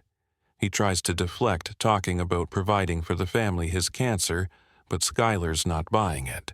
You're a liar, she says, her voice breaking, and you feel the wound, the love she had for him, twisting into something else. Walt Jr.'s staring at his dad, his face crumbling, and you hear his voice small but fierce. You're not my dad. You feel a pang, the family shattering, the cost of Walt's empire laid bare. The scene shifts and you're in the kitchen later, the house quieter now, the air heavy with unspoken grief. Skyler's alone washing dishes, but her movements are mechanical, her eyes red from crying. You smell the dish soap, sharp and clean, and hear the clink of plates, a rhythm of someone trying to hold it together. Walt's in the garage, you know, packing a bag, his cash stashed elsewhere now. You think about Jesse's hesitation, Hank's pursuit, and Gus's ultimatum, and you realize Skyler's truth is the final blow, the one that breaks Walt's world in two. You notice her pause, staring at a photo on the fridge, Walt Jr. Her smiling at a picnic, and you feel the ache, the life she thought she had slipping away. You follow Skyler as she checks on Walt Jr. Now in his room, the door half open. The air's cooler here, scented with teenage clutter sneakers, cologne, a skateboard propped against the wall. He's on his bed staring at his phone, and you see her sit beside him, her hand on his shoulder. We'll be okay, she says, but her voice wavers, and you feel the lie, the uncertainty of what comes next.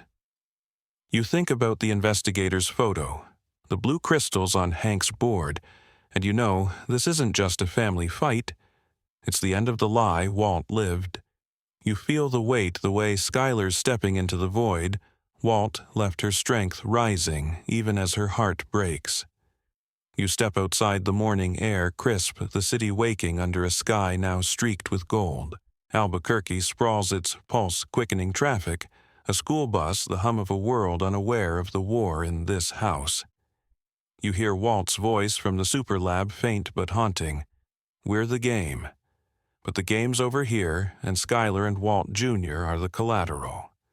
You're right there, caught in the wreckage as the desert watches its silence heavy with the secrets Walt can't outrun. The Albuquerque midday sun blazes a relentless spotlight on a city that feels like it's holding its breath. You're standing in a desolate stretch of desert just outside town, the air dry and sharp with the scent of creosote and sun-baked earth. The horizon shimmers, the Sandia Mountains a distant blur, and you feel the weight of finality, the endgame of Walt's journey. You're here because Walt, now fully Heisenberg, is making his last stand, a desperate plan to reclaim what's left of his empire.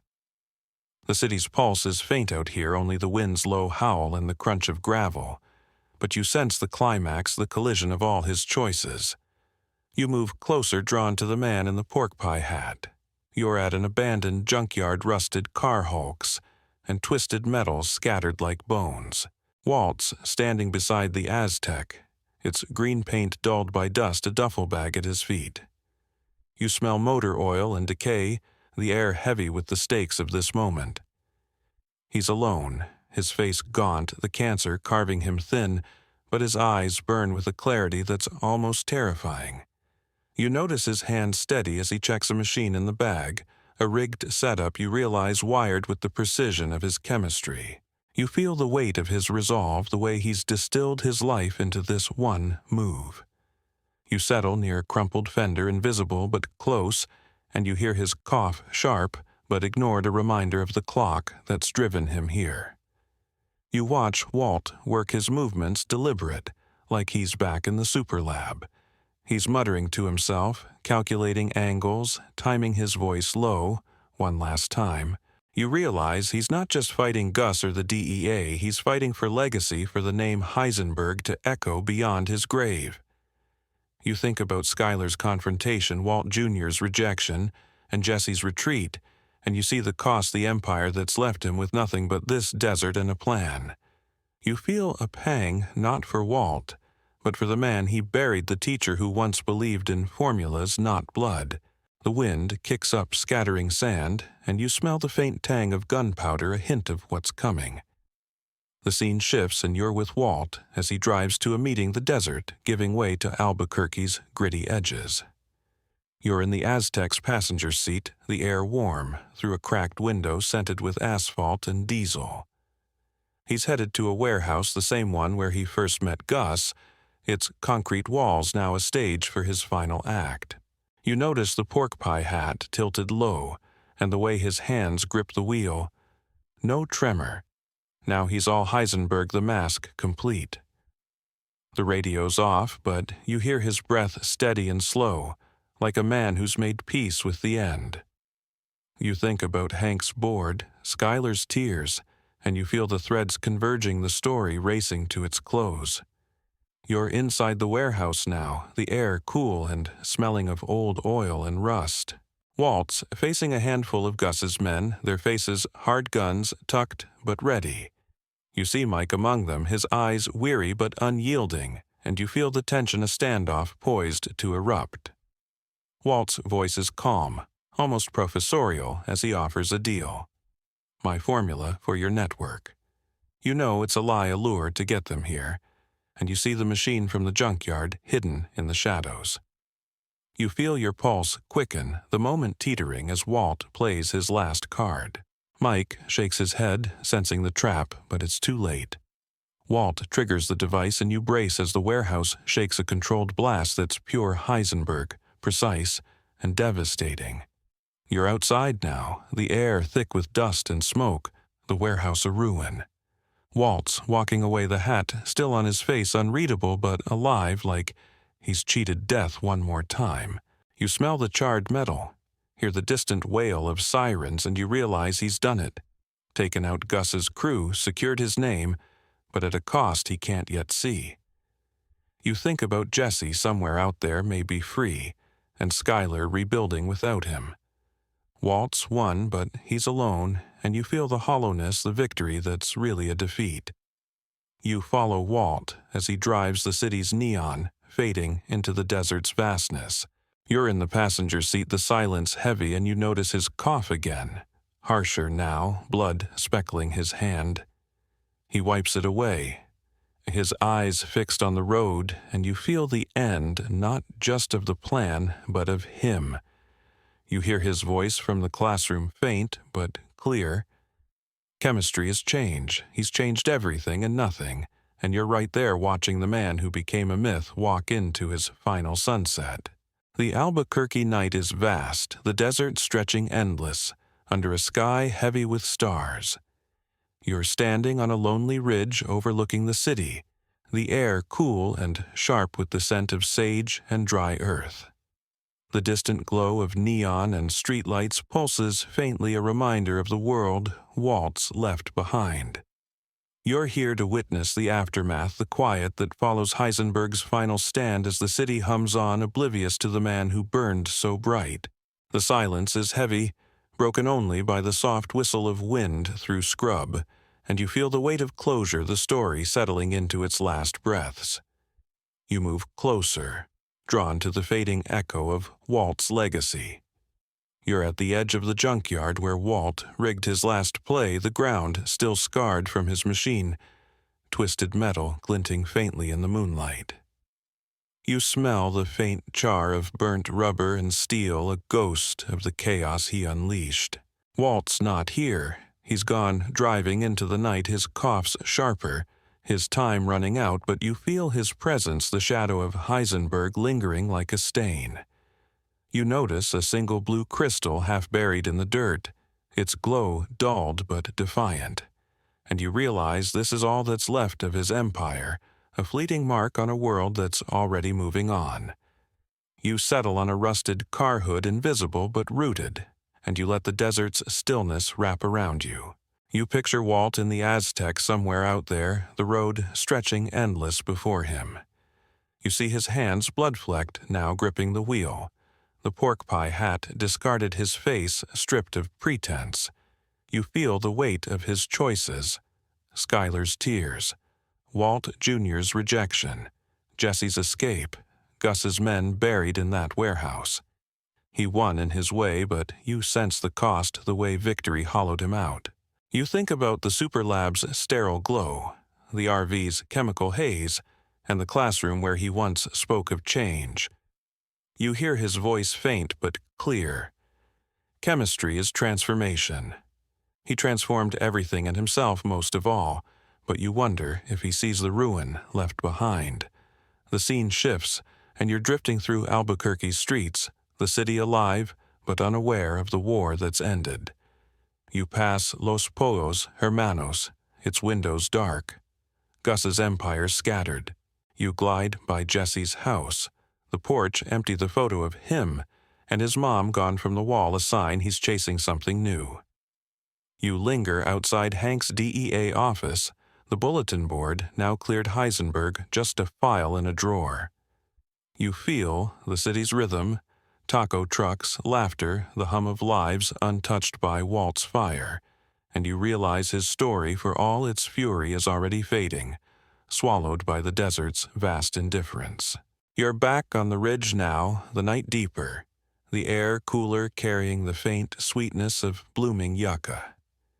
You see the city below, its lights like a constellation, and you think about Skyler rebuilding for her kids, and Walt Jr. grappling with a father he'll never understand. You imagine Jesse may be at another NA meeting his sobriety chip, a small anchor. You feel the threads of their lives frayed but enduring, weaving into something new. Walt's legacy is here in the scars he left, but it's not the legend he wanted. You smile soft and bittersweet at the irony. He burned to be remembered, but the desert forgets. The stars wheel overhead, and you let the quiet take you the wind, a gentle whisper across the scrub. You feel the story's end, not with a bang, but a sigh, the city humming softly below. You think about that crystal in the dirt, a spark that's gone cold, and you sense Walt's shadow, fading, his name, just a whisper in the wind. You're right there, caught in the stillness, as Albuquerque carries on, its secrets buried deep. The night grows softer now, the desert's vastness wrapping you like a blanket. The air's cool, the stars a gentle glow, and you feel a calm settle, heavy but kind. Let the city's hum fade, its lights dimming in your mind. Picture the ridge, the scrub, swaying the world, slowing to a whisper. You're safe here, the story, done its weight lifting like dust on the wind. Close your eyes if you want, and let the quiet carry you, the desert's breath, a lullaby. Rest now in this moment as the stars hold you close.